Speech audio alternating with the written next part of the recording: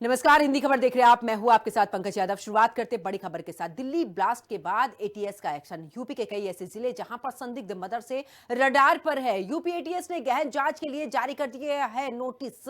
UP में मदरसों के लिए नया नियम। सभी छात्रों मौलानाओं की देनी होगी जानकारी।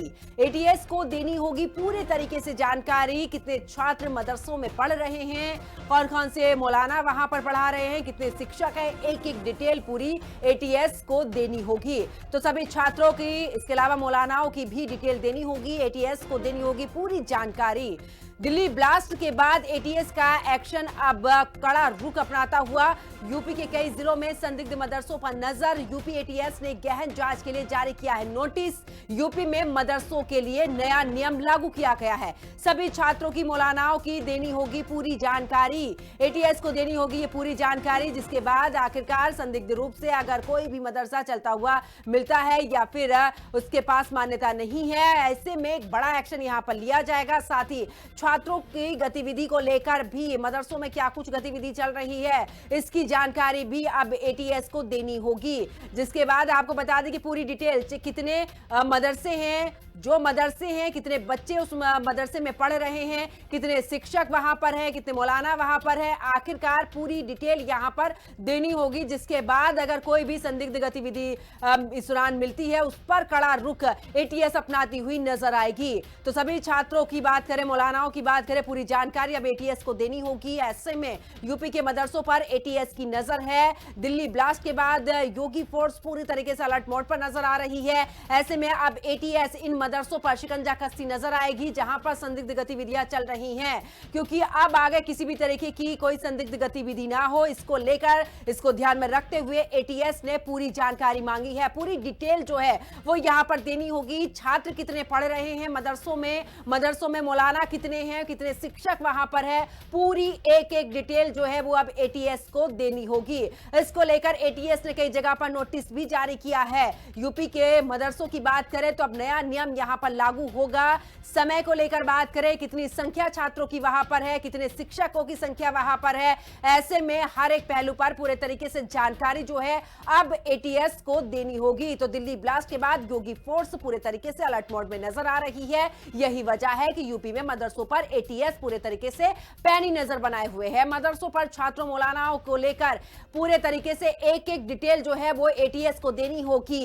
यही वजह है कि कितने छात्र मदरसों में पढ़ रहे हैं, किसी भी तरीके की संदिग्ध गतिविधियां ना हो। क्योंकि देखिए, दिल्ली ब्लास्ट जिस तरीके से हुआ था, उसके बाद अल फलाह यूनिवर्सिटी में संदिग्ध गतिविधियां वहां पर पाई गई थी, वहां पर जब जांच चली थी। ऐसे में अब आखिरकार किसी भी संस्थान में किसी भी तरीके की कोई गतिविधि ना हो, इसको ध्यान में रखते हुए सीधे तौर पर यहां पर अब जो है एटीएस को जानकारी देनी होगी। ज्यादा जानकारी के लालचंद लखनऊ से हमारे सहयोगी जुड़ चुके हैं, साथ ही सौरभ मिश्रा प्रयागराज से हमारे सहयोगी हमारे साथ में जुड़ चुके हैं। लालचंद, सबसे पहले आपके पास में आते हुए, क्योंकि एटीएस का शिकंजा कसना शुरू हो चुका है, एक एक डिटेल, चाहे वो छात्रों से जुड़ी डिटेल हो, मदरसों में मौलानाओं की संख्या की बात हो, कुल मिलाकर किस तरीके से वहां पर संख्या है, किस हिसाब से वहां पर शिक्षक रखे गए हैं, पूरी एक एक डिटेल जो है वो एटीएस ने मांगी है। बिल्कुल, जिस तरीके से दिल्ली में ब्लास्ट हुआ उसके बाद से उत्तर प्रदेश सरकार, उत्तर प्रदेश पुलिस अलर्ट पर है।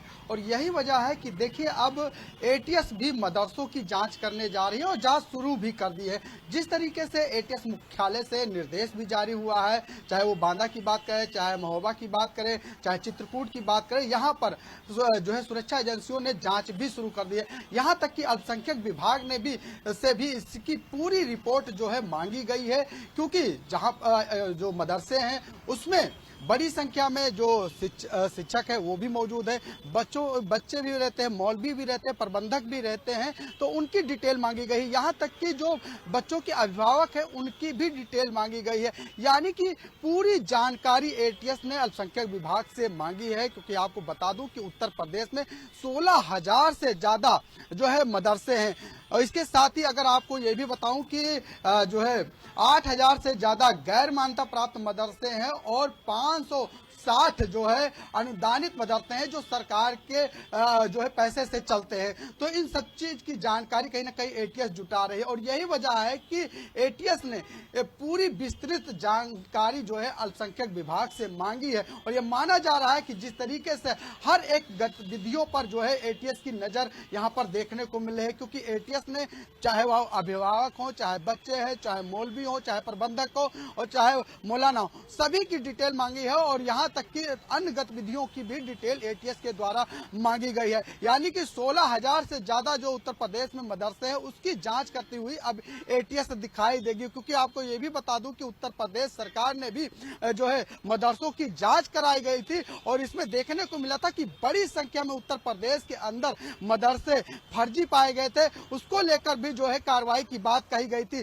कई कई जो है मदरसों को बंद भी किया गया, कई मदरसों को सील भी किया गया। यहाँ तक कि जो मदरसों में जो गतिविधियां हो रही थी उसको लेकर भी कार्रवाई की गई है। यानी कि यह माना जाए कि जब एटीएस मदरसों की जांच करेगी तो तमाम उन गतिविधियों की जांच करेगी जो है संचालित हो रही थी। तो यही वजह है कि अल्पसंख्यक विभाग से पूरा ब्यौरा मांगा गया है और पूरा, चाहे पुलिस विभाग की बात करें, चाहे जिला प्रशासन की बात करें, चाहे अल्पसंख्यक विभाग की बात करें, सभी ने जो है सहयोग की बात कही है। जी बिल्कुल लालचंद, मैं वापस आपके पास में लौटूंगी सौरभ का रुख करते हुए। सौरभ, प्रयागराज की अगर बात करें, वहां पर कितने ऐसे मदरसे हैं कुल मिलाकर, क्योंकि सभी की डिटेल तो मांगी गई है, लेकिन जिस तरीके से हमने बार बार देखा है कि योगी सरकार की तरफ से बार बार उन मदरसों की लिस्ट भी तैयार की गई थी कि आखिरकार जो गैर मान्यता प्राप्त मदरसे हैं किस तरीके से वहां पर गतिविधि चल रही है। अब क्योंकि ये संदिग्ध गतिविधियां धीरे धीरे सामने आ रही हैं, ऐसे में छात्रों की पूरी डिटेल, चाहे वो आधार कार्ड की बात कर ले, उनके परिजनों के नंबर की बात करें, कहीं ऐसा तो नहीं है कि कुल मिलाकर वहां पर कुछ जांच जो है वो दस्तावेज जो है वो जायज हो, कुछ ऐसे हो कि जो कि वहां पर मौजूद नहीं है, बावजूद उसके वो बच्चे वहां पर पढ़ रहे। तो ऐसे में कुल मिलाकर पूरी जांच यहां पर होती हुई। पंकज, देखिए जिस तरह से 10 नवंबर की अगर हम बात करें तो देर शाम दिल्ली में जिस तरह से बम धमाके हुए थे, उसके बाद सुरक्षा एजेंसियां लगातार एक्टिव मोड पर है और अब उत्तर प्रदेश सरकार की तरफ से मदरसों के लिए एक नया प्रोटोकॉल जारी किया गया है। मदरसों में रहने वाले शिक्षक, मौलाना, छात्र और छात्राएं तथा उनके परिवार को भी अब पूरा दस्तावेज यानी कि एंटी टेरर स्क्वाड यानी कि एटीएस को अब प्रोवाइड कराना होगा। और उत्तर प्रदेश सरकार की तरफ से जितने भी जिले के माइनॉरिटी ऑफिसर हैं उनको साफ निर्देश दिए गए हैं कि एटीएस को मदरसे की पूरी लिस्ट प्रोवाइड कराई जाए। हालांकि अगर हम प्रयागराज की बात करें तो देखिए प्रयागराज में टोटल 206 मदरसे हैं, इसमें 169 मदरसे जो है वो रजिस्टर्ड है और 43 मदरसे ऐसे हैं जो कि अनरजिस्टर्ड है। लेकिन अगर रजिस्टर्ड की बात करें, हम अनरजिस्टर्ड की बात करें तो दोनों के दस्तावेज पूरी तरीके से एटीएस को प्रोवाइड कराना होगा। तो कुल मिलाकर जिस तरह से बम धमाके हुए हैं, अब एटीएस की जो टीम है वो पूरी तरीके से मदरसों के गतिविधियों पर भी नजर रखी जा रही है। क्योंकि देखिए मदरसे की अगर हम बात करें तो मदरसे पर भी कहीं न कहीं किसी तरीके का सवालिया निशान खड़ा होता है, क्योंकि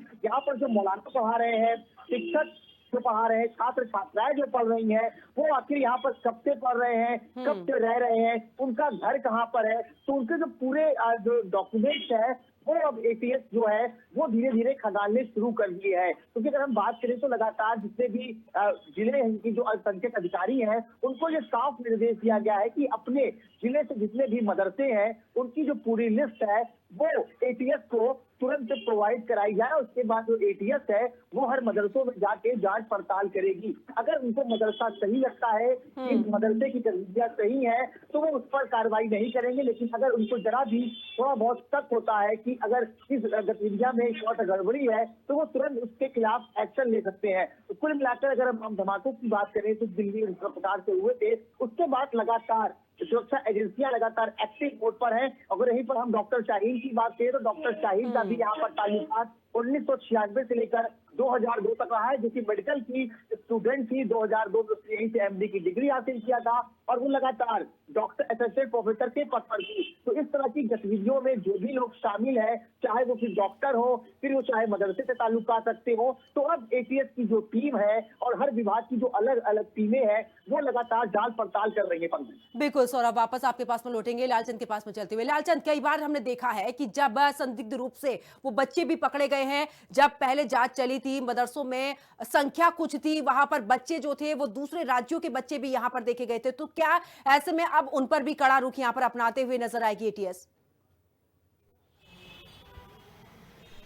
बिल्कुल एटीएस कहीं ना कहीं उत्तर प्रदेश के मदरसों को लेकर कड़ा रुख अपनाती हुई दिखाई दे रही। यही वजह है कि एक एक डिटेल मदरसों की मांगी गई है अल्पसंख्यक विभाग से, चाहे वो शिक्षक हो, चाहे छात्र हो, चाहे मौलवी हो और चाहे प्रबंधक हो, सबकी एक एक डिटेल मांगी गई है, जिसमें मोबाइल नंबर, पता और उनका नाम और यहाँ तक कि और गतिविधियां क्या हैं उसको लेकर भी जानकारी मांगी गई है। क्योंकि आपने देखा होगा कि उत्तर प्रदेश के ही मदरसों में कई ऐसी चीजों का खुलासा हुआ था।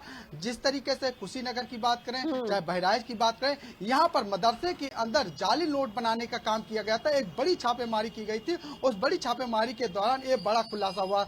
यहाँ तक कि देखने को मिला कि मदरसों के अंदर जिस तरीके से जो पढ़ाई कराई जा रही थी वो सिर्फ इस्लाम की पढ़ाई कराई जा रही थी, उसमें कट्टरपंथी की पढ़ाई की जा रही थी, इसका भी खुलासा हुआ था, इस पर भी कार्रवाई हुई थी। और यही वजह है कि तमाम गतिविधियों पर अब कहीं ना कहीं एटीएस नजर रखती हुई दिखाई दे रही है। क्योंकि जिस तरीके से चाहे फरीदाबाद की घटना हुई हो, चाहे दिल्ली की घटना हुई हो, और जिस तरीके से जो डॉक्टर मॉड्यूल का सामने आना, तमाम गतिविधियों में संलिप्तता पाना, इसको लेकर कहीं ना कहीं अब उत्तर प्रदेश में जो तमाम बाहरी राज्यों से आने वाले यहाँ पर युवा हैं जो पढ़ाई करते हैं, या ये कहें कि वो दूसरे स्थान पर चोरी छुपे रहते हैं और पढ़ाई करते हैं, उन पर भी कहीं ना कहीं ये शिकंजा बिल्कुल, बहुत बहुत शुक्रिया लालचंद हमारे साथ जुड़ने के लिए।